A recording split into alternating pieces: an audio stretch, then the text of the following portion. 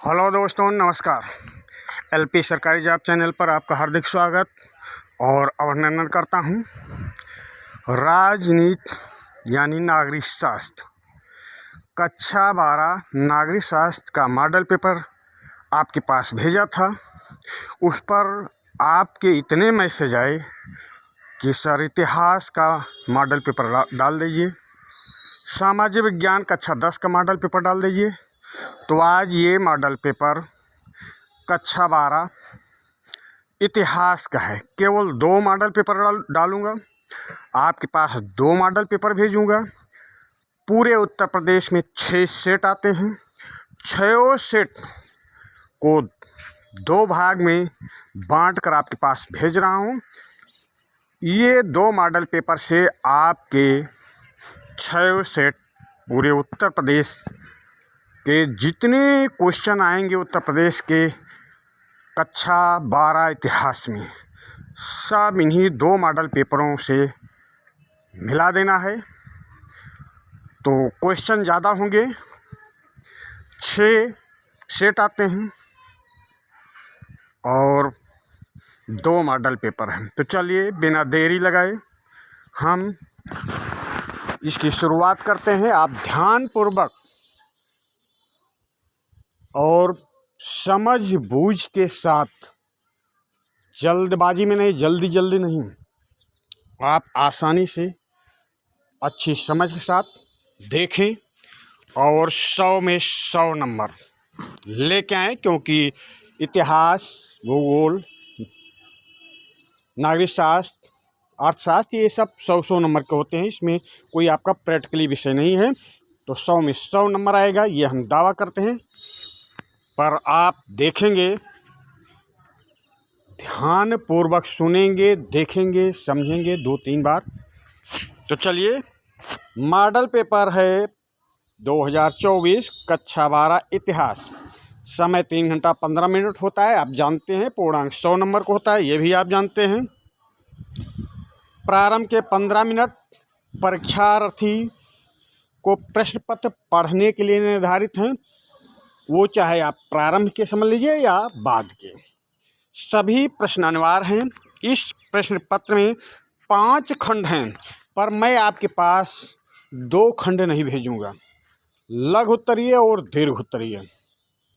क्योंकि ये अति लघु, बहुविकल्पी, टाइमलाइन, मैप संबंधी प्रश्नों के द्वारा आपको लघु उत्तरीय और दीर्घ उत्तरीय प्रश्नों को सेट कर देना है। हम आशा करते हैं कि अच्छा करके आएंगे। खंड ग में 6 अति लघु उत्तरीय प्रश्न होता है। खंड ख में 5 अति लघु उत्तरीय प्रश्न होता है। अति लघु उत्तरीय प्रश्न हम आपको भेज रहे हैं। खंड घ में 3 दीर्घ उत्तरीय प्रश्न एवं खंड अंगा में 10 ऐतिहासिक तिथियां, जिसमें हम 3 मॉडल पेपर का एक साथ भेज रहे हैं। तो 30 ऐतिहासिक तिथियां व 5 मानचित्र से संबंधित प्रश्न हैं। तो मानचित्र में भी 10 प्रश्न रखे हैं।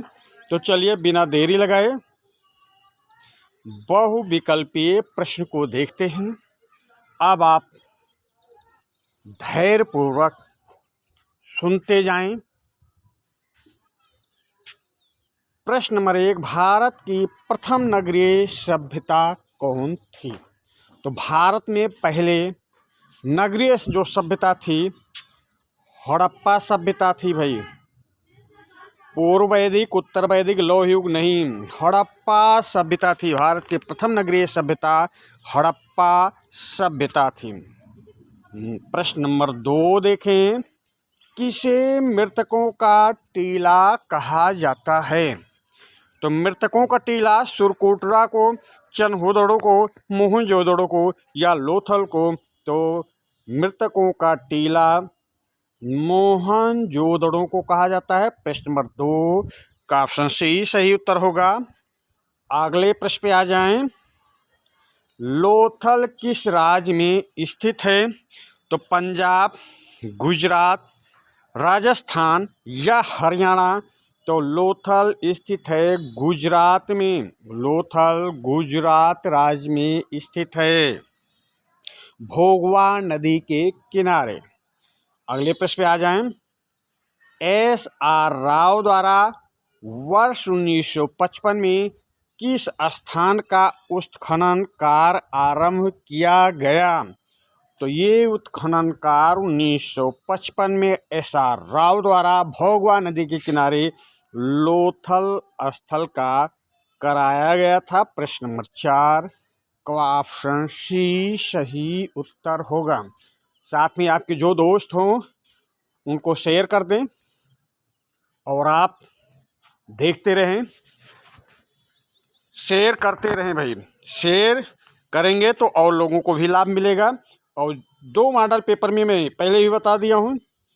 इसके अलावा पूरे उत्तर प्रदेश में जितने भी सेट यानी 6 सेट आएंगे, 6 सेट का कोई भी एक भी क्वेश्चन इधर उधर नहीं आएगा, इन्हीं 2 मॉडल पेपरों से आएगा, ये हम दावा करते हैं, जैसा कि नागरिक शास्त्र में आया। अगला प्रश्न है, अर्थशास्त्र का लेखक कौन था? तो अर्थशास्त्र का लेखक मेगास्थनीज, बाणभट्ट, कौटिल्य या कालिदास? तो अर्थशास्त्र के लेखक थे कौटिल्य या चाणक्य या विष्णुगुप्त। नाम बदल के आए तो हम यहाँ बता रहे हैं कौटिल्य, चाणक्य, विष्णुगुप्त ये नाम आते हैं, तो तीनों नाम एक ही हैं।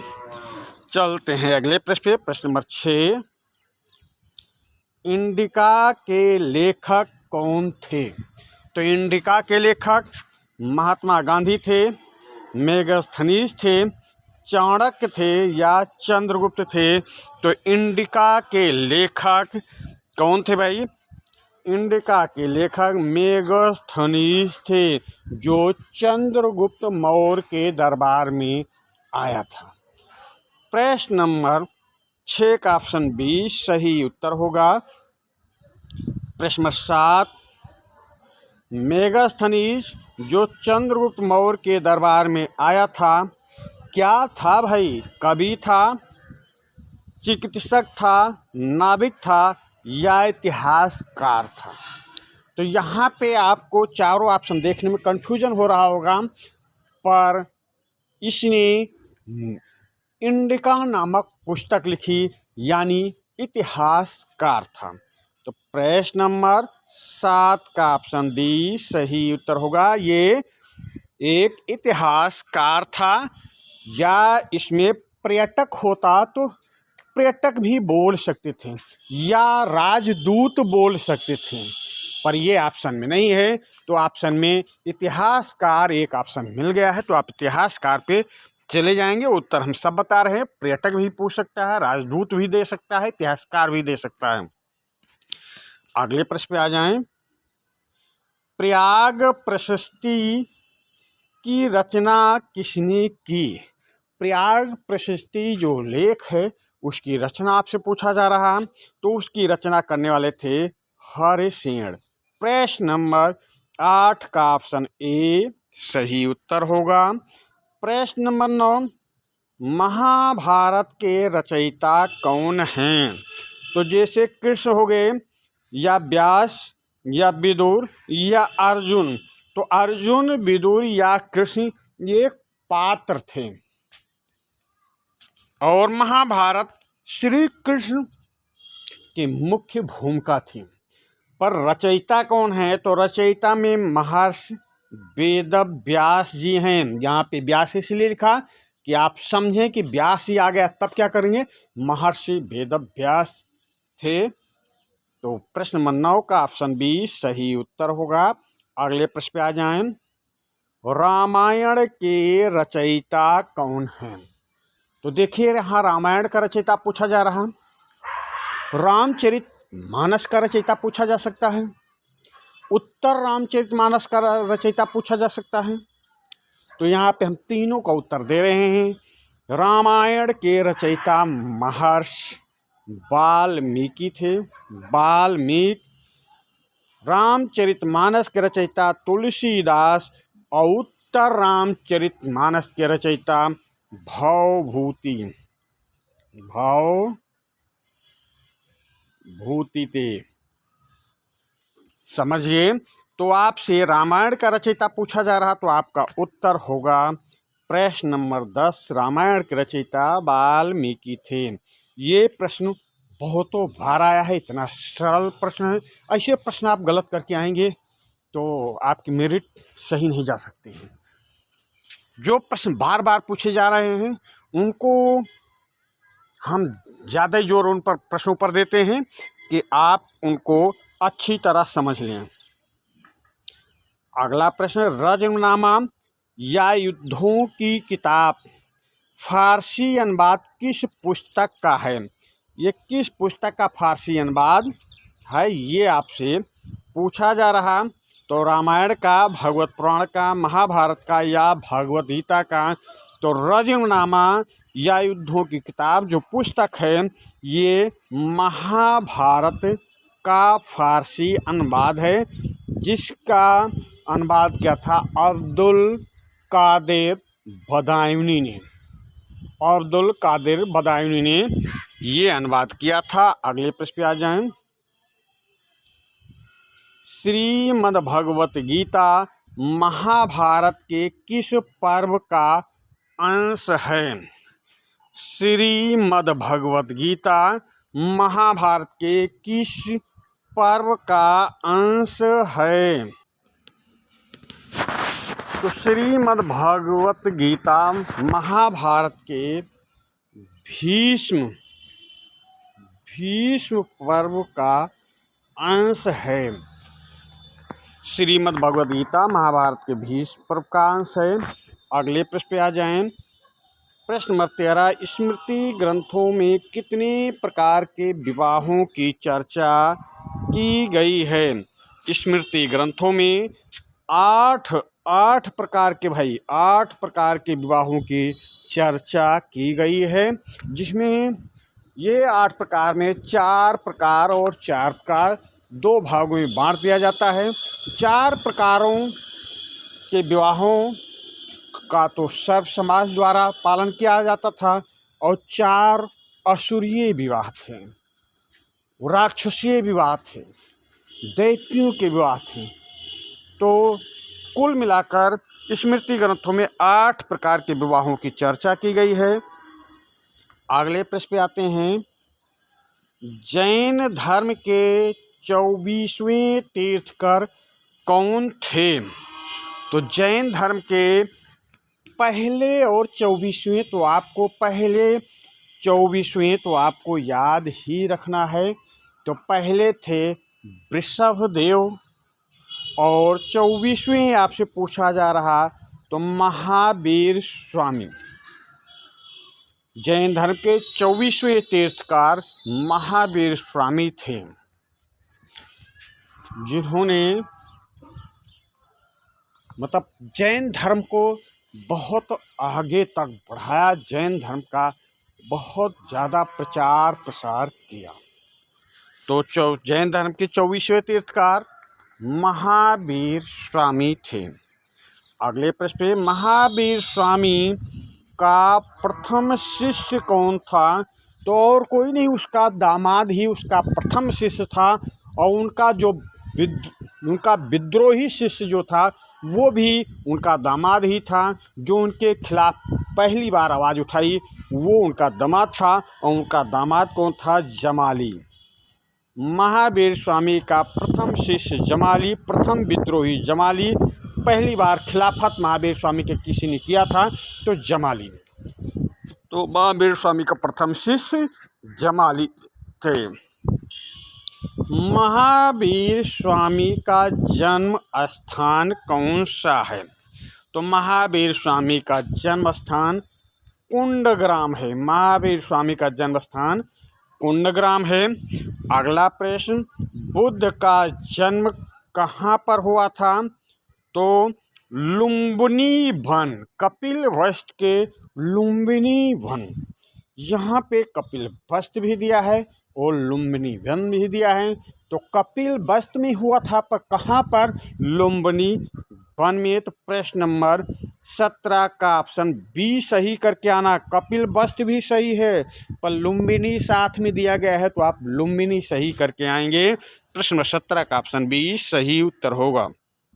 लुम्बिनी ऑप्शन में नहीं रहेगा तो कपिल वस्तु सही करके आएंगे। प्रश्न नंबर 18, निम्नलिखित में से कौन सा बुद्ध का मूल नाम था? तो बुद्ध का मूल नाम क्या था? तो बुद्ध का मूल नाम था सिद्धार्थ। सिद्धार्थ बुद्ध का मूल नाम था। गौतम बुद्ध की माँ किस वंश से संबंधित हैं? तो गौतम बुद्ध के पिताजी शाक्य वंश के थे और माताजी कोलिय वंश से थीं। और ये लिच्छवी वंश जो दिया गया है ये महावीर स्वामी से संबंधित है। ये वंश अगर पूछा जाए महावीर स्वामी की माँ किस वंश से संबंधित थी तो लिच्छवी वंश, पर यहाँ पे गौतम बुद्ध की माँ किस वंश से संबंधित थी तो कोलिय वंश से संबंधित थी। गौतम बुद्ध के पिताजी किस वंश से संबंधित थे तो शाक्य वंश से संबंधित थे। गौतम बुद्ध को शाक्य मुनि भी कहा जाता है क्योंकि ये शाक्य कुल के थे, पर माँ कोलिय वंश की थी। चलते हैं अगले प्रश्न पे। लकुलिश किस धर्म के मुख्य देवता थे? यहाँ मुख्य देवता या मुख्य अनुयायी। देखिए प्रश्न में एक दो शब्द इधर उधर जाने पे आप घबराएंगे नहीं, क्योंकि बोर्ड का तो काम ही है कि आपको घुमाना, पर आपको सही उत्तर करके आना है। तो लकुलिश शैव धर्म के अनुयायी थे। शंकर जी के अवतार माने जाते हैं, शंकर जी को मानने वाले थे। प्रश्न 19 का ऑप्शन बी सही उत्तर होगा। अल बरूनी को किस भाषा का ज्ञान था? तो अल बरूनी आपको लग रहा है कि ये तो भाई विदेशी यात्री था, मुस्लिम कंट्री से आया था, इसको फारसी का ज्ञान होगा। तो हम यहाँ पे आपको बता देते हैं फारसी का भी ज्ञाता था, हिब्रू का भी ज्ञाता था, संस्कृत का भी ज्ञाता था। तो आपका उत्तर क्या सही होगा? Option D. अल बरूनी किसको किस भाषा का ज्ञान था? तो इन सभी भाषाओं का ज्ञान अल बरूनी को था। अगला प्रश्न, इब्न बतूता का जन्म किस देश में हुआ था? तो इब्न बतूता का जन्म अफ्रीका देश का नाम है अफ्रीका। अफ्रीका देश में एक स्थान है मोरक्को। तो अगर ये अफ्रीका दिया है मोरक्को नहीं दिया है तो अफ्रीका पे चले जाना।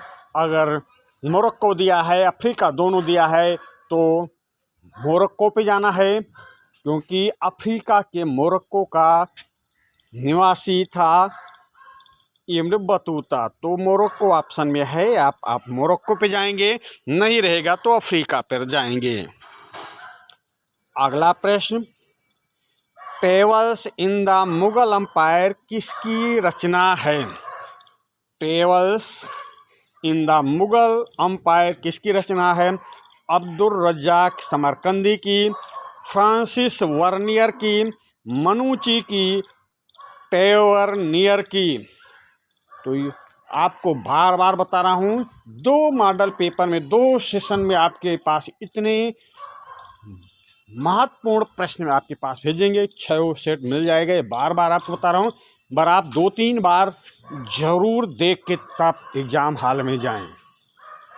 तो travels in the Mughal empire किसकी रचना है? तो ये रचना है फ्रांसिस वर्नियर की। फ्रांसिस वर्नियर की रचना है travels in the Mughal empire. अगले प्रश्न पे आ जाएं। लिंगायत संप्रदाय का संस्थापक किसे कहा जाता है? लिंगायत संप्रदाय का संस्थापक किसे कहा जाता है? शंकरदेव को, परांतक प्रथम को, या वासवन्ना को, या कबीर को। तो लिंगायत संप्रदाय का संस्थापक कहा जाता है वासव को, वासवन्ना को। अगर वासवन्ना नहीं लिखा है, केवल वासव लिखा है या वसव लिखा है, आप उत्तर सही करके आएंगे।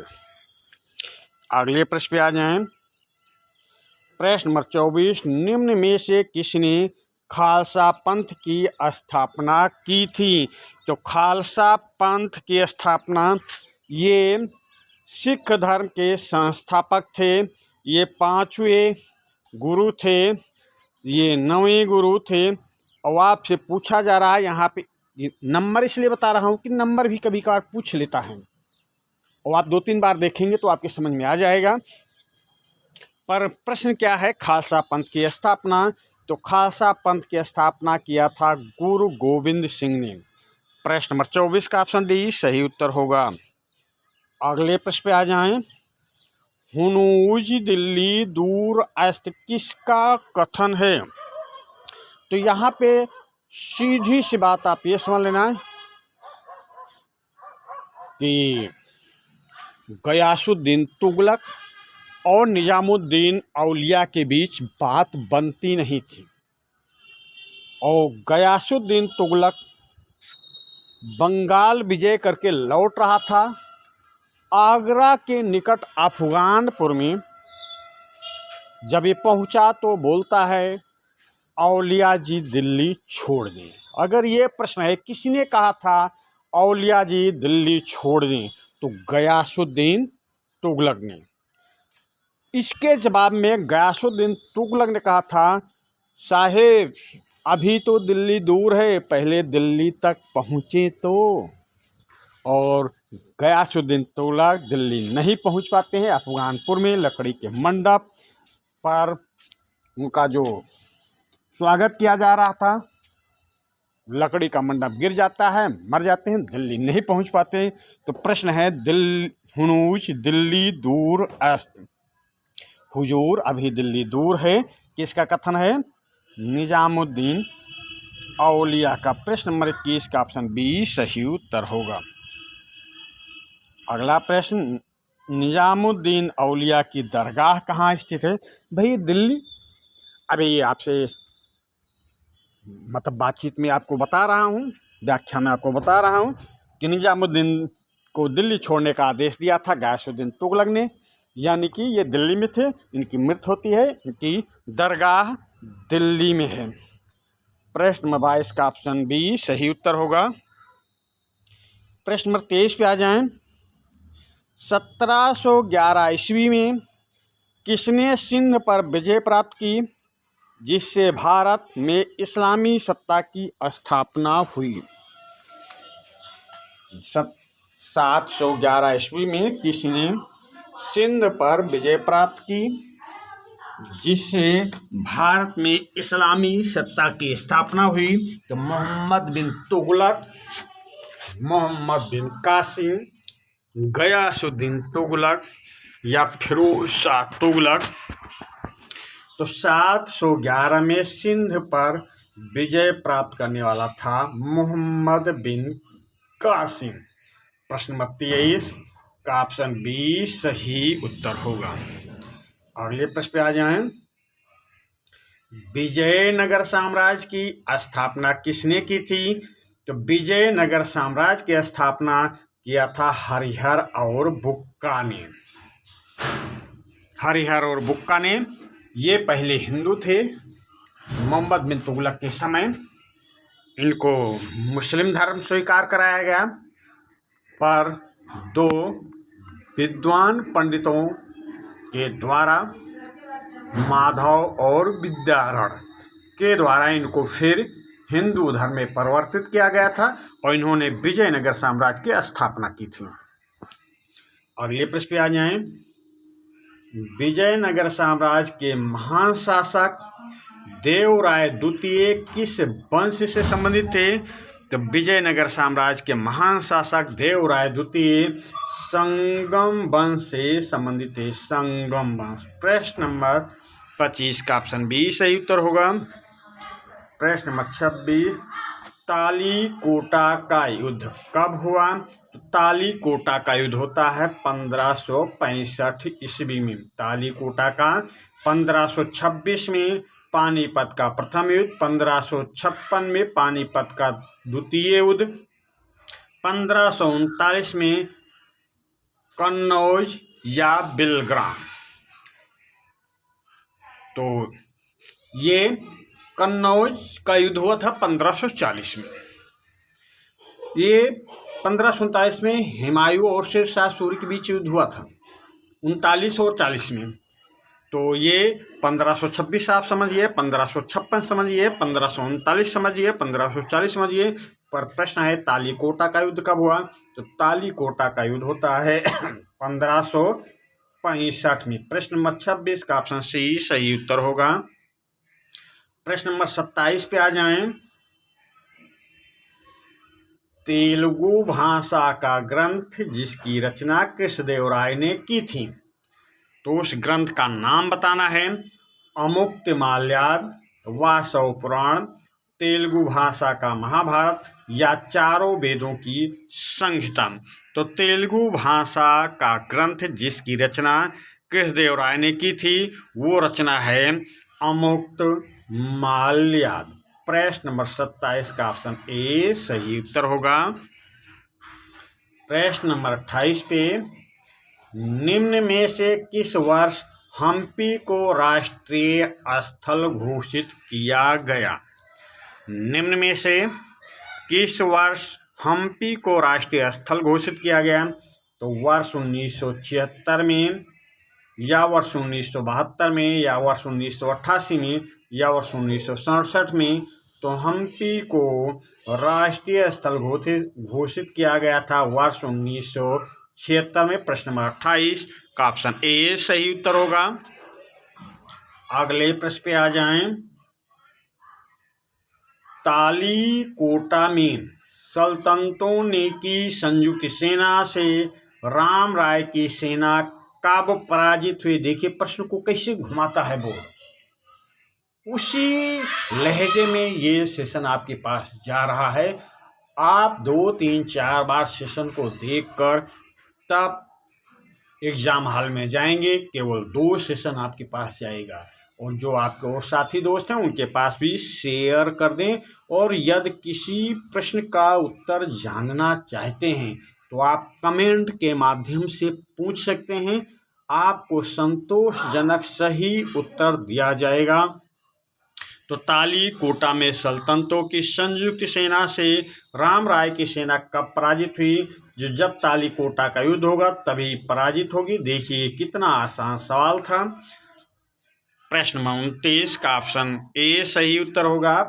प्रश्न नंबर 30, दीवाने अर्ज नामक विभाग किससे संबंध था? तो दीवाने अर्ज नामक विभाग का संबंध किससे था? तो सेना की देखभाल से था दीवाने अर्ज नामक विभाग का संबंध। तो प्रश्न नंबर 30 का ऑप्शन ए सही उत्तर होगा। फिर अगला आत्मलघु उत्तरीय प्रश्न है। आत्मलघु उत्तरीय प्रश्न में आप बहुत ज़्यादा लिखने का प्रयास नहीं करेंगे, जो लिखेंगे सही लिखेंगे, पर ज़्यादा लिखने का प्रयास करेंगे तो इतने क्वेश्चन रहता है, इतना लिखना पड़ता है, सब प्रश्नों को करके आना है। कोई भी प्रश्न आपको छोड़ना नहीं है, तो आपको कोई प्रश्न छोड़ना नहीं है, तो थोड़ा थोड़ा लिखेंगे। आप समय के अनुसार लिखेंगे कि आपका क्वेश्चन सब लिख जाए, सारे क्वेश्चन करके आए और लिखा भी अच्छा जाए।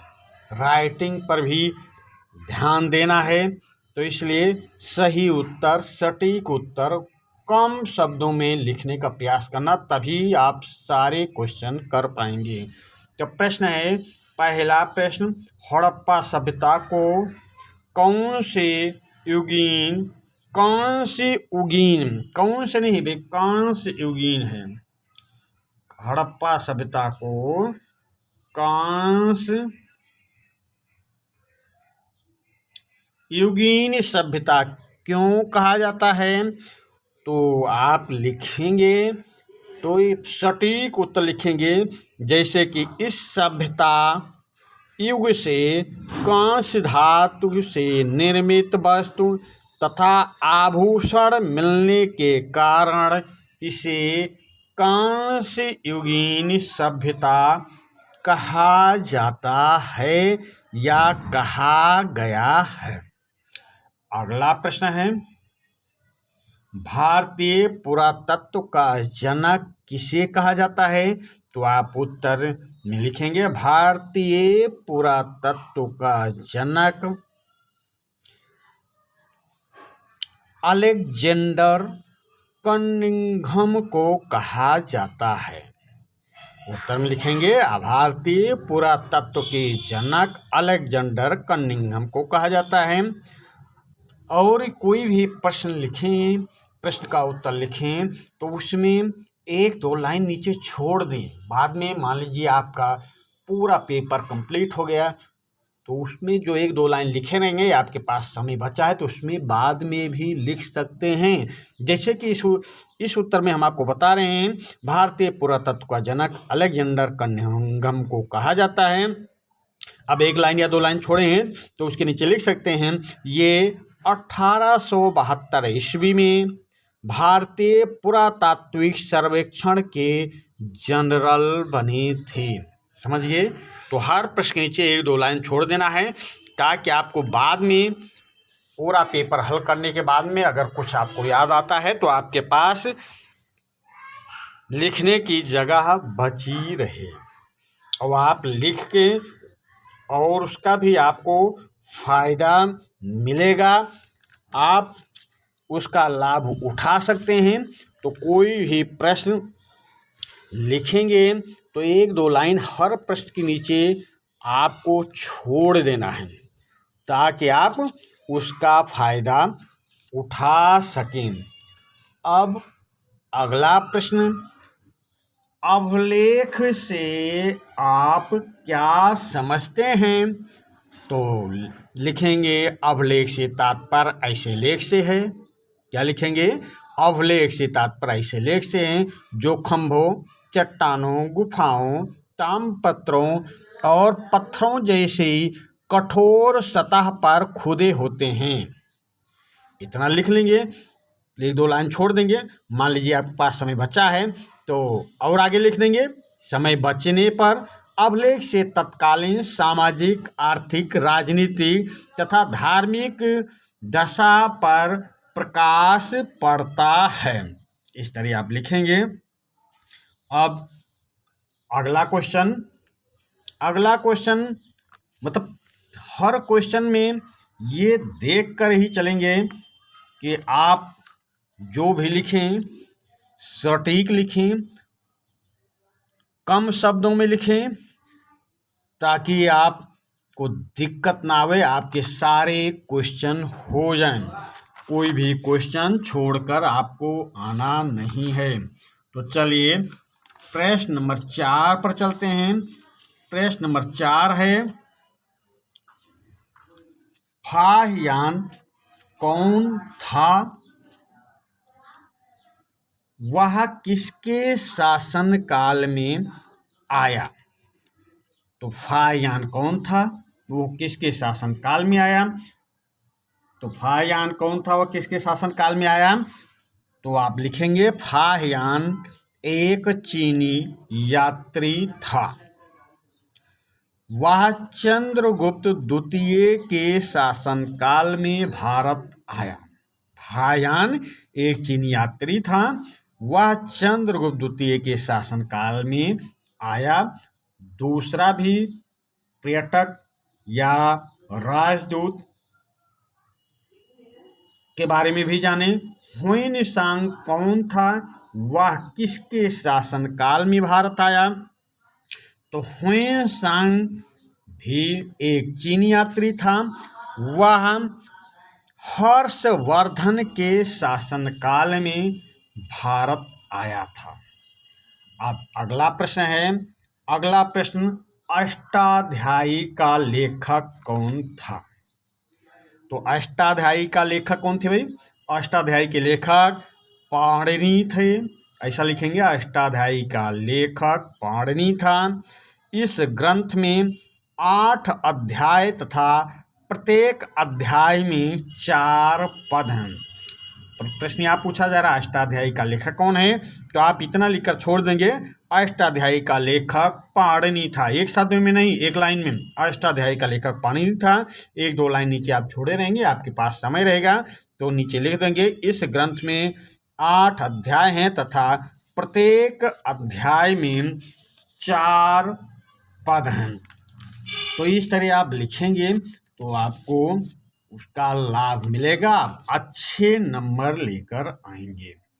अब अगला प्रश्न है, गौतम बुद्ध की शिक्षाओं के बारे में आप क्या जानते हैं? तो गौतम बुद्ध के बारे में जैसे आपको बताया, शाक्य मुनि कहा जाता है। इनकी पिता शाक्य वंश से संबंधित थे, इनकी माँ कोले वंश से थी। इनका जन्म कपिलवस्तु के लुम्बिनी वन में हुआ था। ये सब आप जाने। अब इनकी शिक्षाओं के बारे में तो लिखेंगे, गौतम बुद्ध बौद्ध धर्म के प्रवर्तक थे, शील, समाधि और प्रज्ञा बुद्ध की शिक्षाओं के सार थे। सर्व पाप से विरक्ति ही शील है, शिव में निरंतर निरति समाधि है, इष्ट से परे संभाव में रति प्रज्ञा है। बुद्ध के अनुसार एक मानव का दूसरे मानव के साथ व्यवहार मानवता के आधार पर होना चाहिए, न कि जात, वर्ण, लिंग आदि के आधार पर आप इतना नहीं लिखेंगे। आप लिखेंगे, गौतम बुद्ध बौद्ध धर्म के प्रवर्तक थे, शील, समाधि और प्रज्ञा बुद्ध की शिक्षाओं के सार हैं। अब 1-2 लाइन जो छोड़े रहेंगे, बाद में जो समय बचेगा तो आप इनकी व्याख्या भी कर सकते हैं। फिर अगला है, उत्तर वैदिक धर्म की किन्हीं 2 विशेषताओं का वर्णन कीजिए।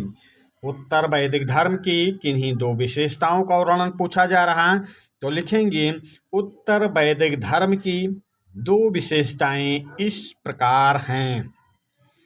नंबर 1 डालेंगे, इस काल में धर्म, दर्शन, नीति, आचार विचार, मत विश्वास आदि की प्रधान रूपरेखा निश्चित और सुस्पष्ट हो गई। फिर दूसरा नंबर डालेंगे, इस काल में चतुर्वर्ण व्यवस्था स्थापित हो गई। इस तरह से ये लिखेंगे और विशेष रूप से समय का ध्यान रखेंगे।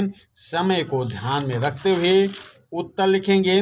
ये नहीं कि किसी प्रश्न का उत्तर आप बहुत ज़्यादा लिख दिए और वो लिखने के चक्कर में 1-2 प्रश्न आपसे छूट जाए, तो प्रश्न कोई छूटने ना पावे।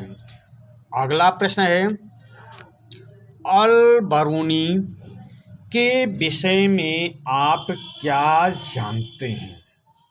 तो देखिए, आप लिखना चालू करेंगे तो लिखेंगे, अल बरूनी भारत आने वाला एक विदेशी यात्री था।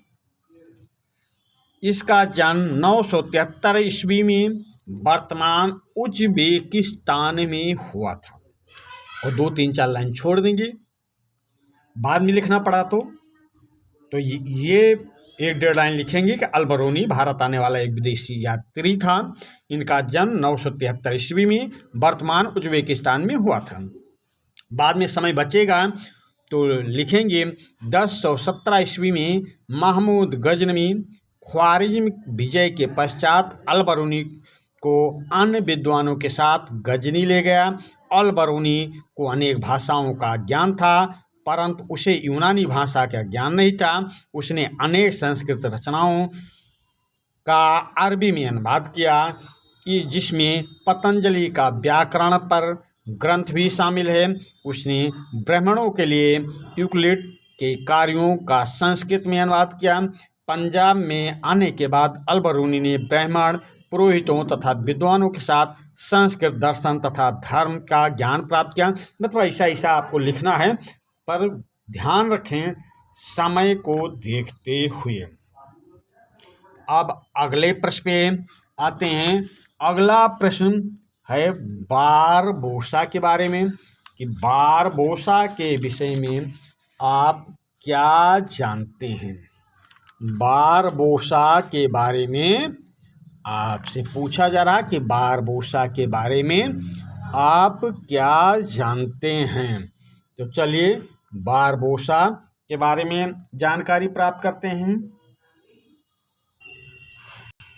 तो बारबोसा कहाँ का यात्री था, प्रश्न है। बारबोसा कहाँ का यात्री था, उसका यात्रा वृत्तांत किसके संदर्भ में था।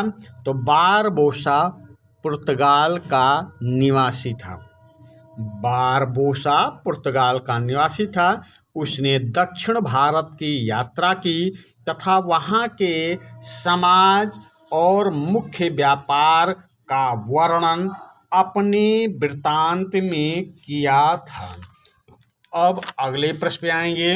अगला प्रश्न है कबीर और गुरु नानक देव की विचारधाराओं में दो समानताएं। कबीर और गुरु नानक देव की विचारधाराओं में दो समानताएं पूछा जा रहा है। तो इन दो समानताओं के बारे में आप लिखेंगे कबीरदास और गुरु नानक देव की विचारधाराओं में दो समानताएं इस प्रकार हैं। फिर नंबर डालेंगे। नंबर 1 लिखकर कबीर और गुरु नानक देव दोनों निर्गुण भक्ति धारा को अपनाए हुए थे। दूसरा नंबर डालेंगे कबीर और गुरु नानक देव दोनों ने ब्राह्मणीय आडंबरों पर प्रहार किया था। अब अगले प्रश्न को देखेंगे। अगला प्रश्न है कबीर दास की शिक्षाओं का वर्णन करें। तो आप लिखेंगे कबीर दास 14वीं-15वीं शताब्दी में उभरने वाले संत कवियों में प्रमुख थे।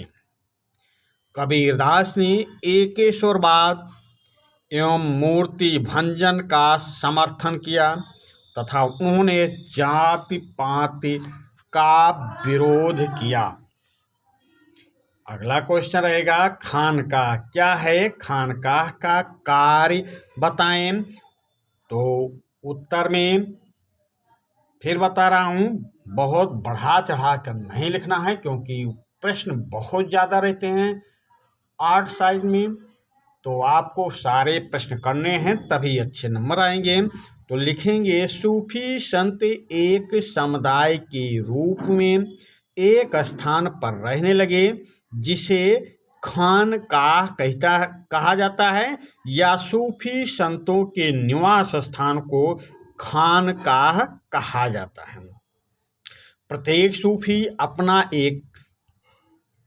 सूफी का अपना एक खानकाह होता है। खानकाह का कार्य अपने अनुयायियों की भर्ती करना तथा वारिस अथवा उत्तराधिकारी का चयन करना होता था। अब अगले प्रश्न पे चलेंगे। अगला प्रश्न देखेंगे। अगला प्रश्न है कॉलिन मैकेंजी कौन थे। कॉलिन मैकेंजी कौन थे और किस लिए विख्यात थे। तो कॉलिन मैकेंजी एक अंग्रेज अभियंता, सर्वेक्षक एवं मानचित्रकार थे। किस लिए विख्यात थे। तो ये विख्यात थे भारत के अतीत को बेहतर ढंग से समझने और उपनिवेश के प्रशासन को आसान बनाने के लिए उन्होंने इतिहास से संबंधित स्थानीय परंपराओं का संकलन तथा ऐतिहासिक स्थलों का सर्वेक्षण किया। और ये अभियंता, सर्वेक्षक और मानचित्रकार तो थे ही। अगले प्रश्न पे आएंगे। तो अगला प्रश्न देखेंगे विजयनगर का एक स्थान है हम्पी विजयनगर का एक स्थान है हम्पी। तो आपसे पूछा जा रहा किस वर्ष हम्पी को राष्ट्रीय स्थल घोषित किया गया। तो ये बहुविकल्पी में ही प्रश्न रख दिया है क्योंकि प्रश्न बहुत ही महत्वपूर्ण है। तो वर्ष 1976 में हम्पी को राष्ट्रीय स्थल घोषित किया गया था। इतना लिखकर छोड़ देंगे, बाद में आपके पास समय बचेगा तो और आगे लिख देंगे। 1980 के दशक में विजयनगर से प्राप्त भौतिक अवशेषों के गहन अध्ययन के लिए एक परियोजना शुरू की गई।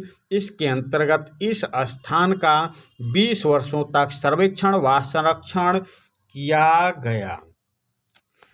अब लघुत्तरीय और दीर्घोत्तरीय, लघुत्तरीय और दीर्घोत्तरीय ये प्रश्न मैं आपको बता चुका हूँ कि इन प्रश्नों को नहीं रखा हूँ क्योंकि अतिलघु और बहुविकल्पी प्रश्न इतने आपके पास भेज रहा हूँ कि आप उन्हीं प्रश्नों के द्वारा लघुत्तरीय और दीर्घोत्तरीय प्रश्नों को आप सेट कर ले जाएंगे। तो चलिए, ये प्रश्न नंबर 25 या खंड अंगा में आएगा, टाइम लाइन से संबंधित प्रश्न। तो टाइम लाइन जैसे अगस्त 1946, तो अगस्त 1946 ये टाइम लाइन है। तो मुस्लिम लीग द्वारा प्रत्यक्ष कार्यवाही की स्वीकृति हुई। ये पहला प्रश्न है अगस्त 1946, तो मुस्लिम लीग द्वारा प्रत्यक्ष कार्यवाही की गई। फिर दूसरा टाइमलाइन है 1940, तो लाहौर में मुस्लिम लीग द्वारा मुस्लिम बाहुल क्षेत्रों के लिए स्वायत्तता की मांग की गई। अगला टाइमलाइन है 13 अक्टूबर 1946, तो 13 अक्टूबर 1946 को मुस्लिम लीग ने अंतरिम सरकार में शामिल होने का फैसला लिया था।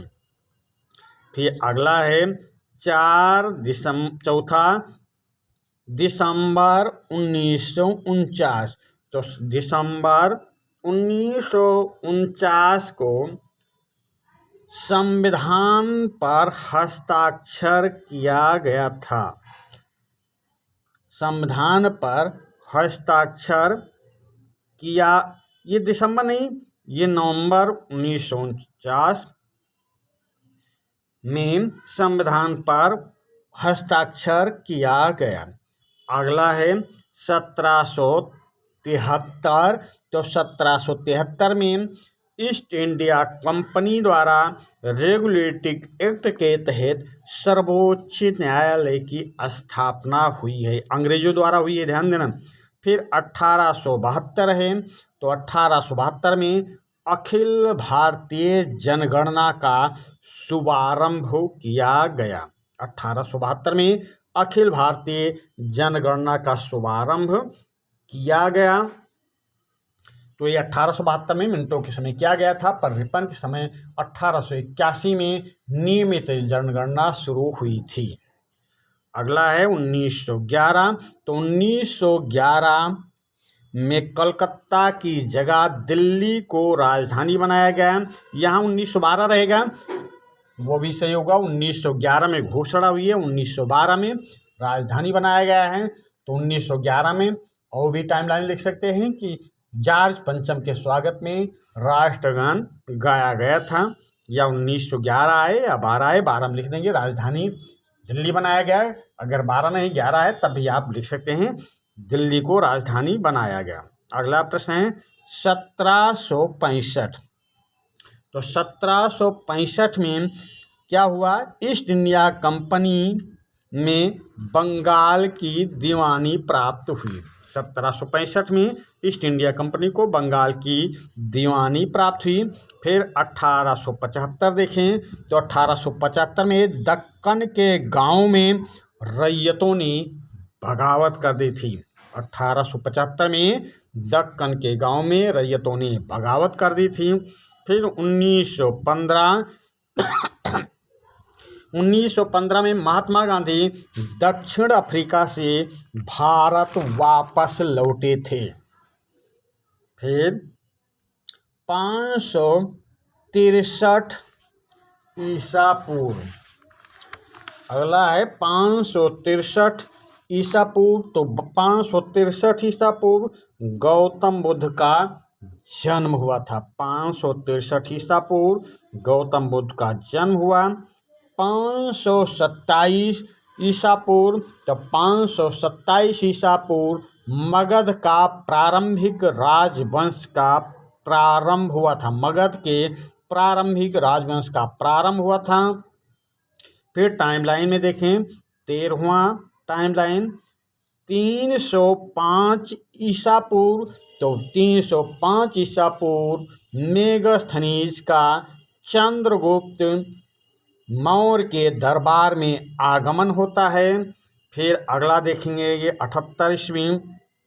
तो 78 ईस्वी में शक संवत का प्रारंभ होता है। फिर 15वां देखेंगे 319 ईस्वी। तो 319 ईस्वी में गुप्त साम्राज्य का उदय होता है, गुप्त साम्राज्य की स्थापना होती है। फिर 380 ईस्वी में, तो 380 ईस्वी में चंद्रगुप्त विक्रमादित्य का शासन काल प्रारंभ होता है। फिर 17वां प्रश्न देखेंगे 712 ईस्वी। तो 712 या 711 जो भी रहे, तो अरब का सिंध पर आक्रमण होता है, यानी मोहम्मद बिन कासिम सिंध पर आक्रमण करता है। फिर 1540 ईस्वी में पुर्तगाली यात्री नूनीज की विजयनगर आगमन, विजयनगर आता है। पुर्तगाली यात्री नूनीज विजयनगर आता है, विजयनगर में उसका आगमन होता है। फिर 1565 में तालीकोटा का युद्ध होता है, जिसमें विजयनगर बुरी तरह परास्त होता है। फिर 1885, तो 1885 में भारतीय राष्ट्रीय कांग्रेस की स्थापना होती है। कौन करता है? ए.ओ. ह्यूम करता है। कहाँ? बम्बई के ग्वालियर टैंक में। 72 प्रतिनिधि होते हैं। उस समय वायसराय, उस समय गवर्नर जनरल लॉर्ड डफरिन था। डफला पीटता रहेगा, फिर भी स्थापना हो गई। फिर अगला देखेंगे 540 ईसा पूर्व।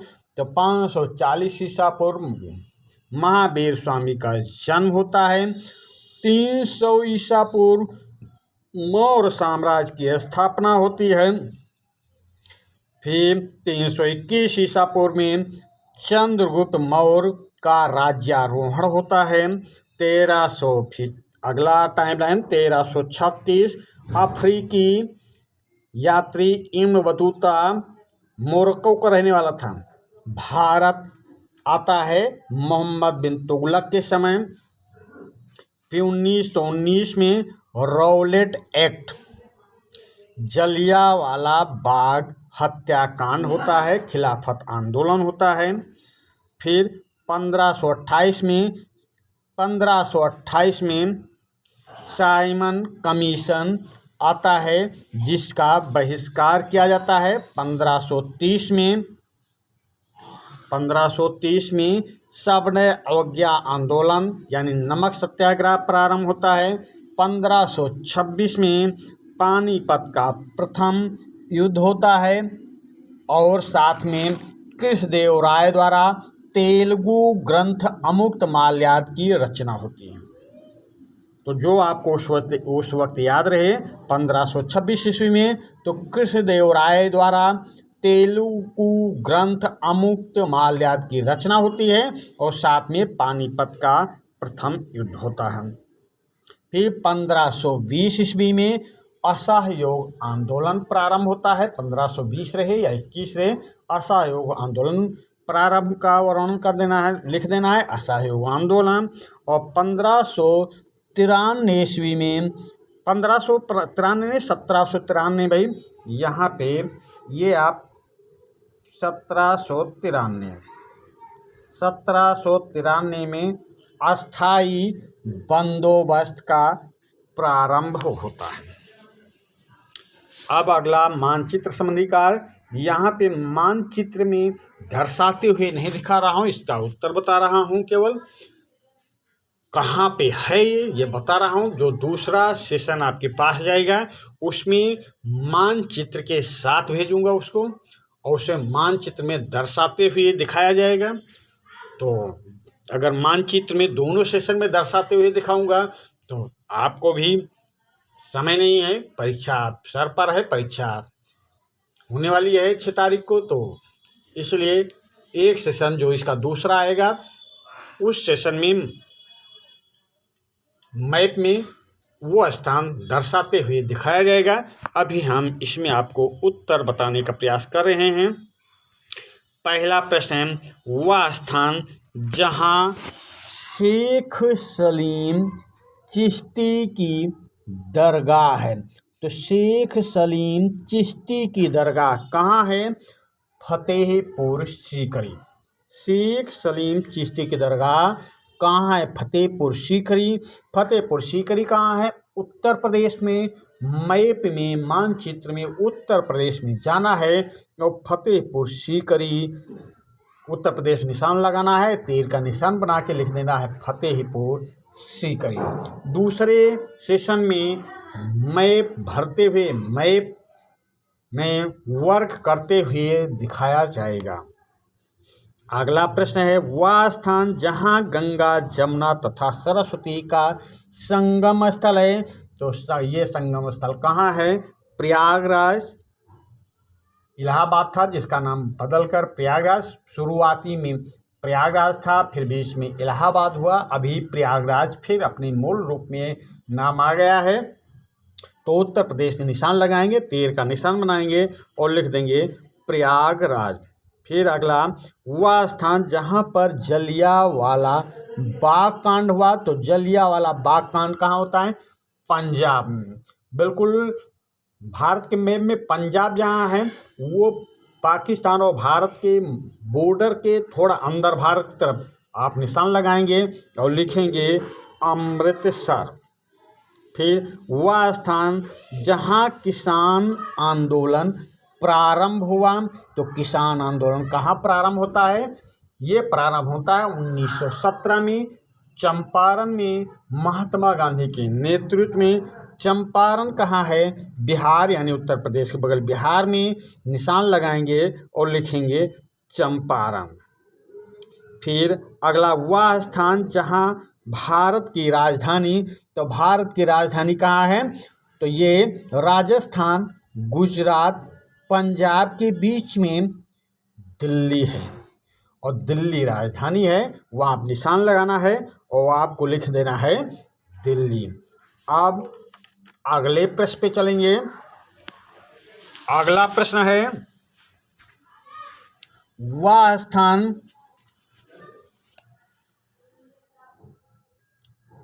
जहां कुषाण शासकों की विशालकाय मूर्ति मिली है। वह स्थान जहां कुषाण शासकों की विशालकाय मूर्ति मिली है। तो विशालकाय मूर्ति कहाँ मिली है ये आपको बताना है, उस स्थान का नाम बताना है। तो विशालकाय मूर्ति मिलती है, तो कुषाण शासकों की विशालकाय मूर्ति मिली है, तो ये मिली है उत्तर प्रदेश। उत्तर प्रदेश में आप निशान लगाएंगे और तीर का निशान लगा के लिखेंगे मेरठ।